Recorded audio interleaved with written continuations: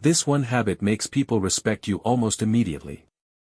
Everyone wants to feel important. No matter how confident, quiet, successful, or independent someone seems, deep down, people want to feel seen. They want to feel like their presence matters.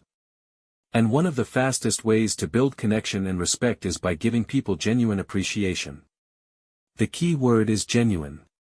People can tell when compliments are fake or forced. Empty praise doesn't create connection, it creates discomfort. But when you notice something real about someone, whether it's their effort, attitude, discipline, or kindness, it hits differently.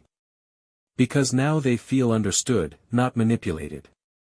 Sometimes it's the smallest things that leave the biggest impact. Telling someone, "I noticed how patient you were with everyone," or "You're really good at making people feel comfortable," can stay with them for a long time. Why? Because most people go through life feeling overlooked.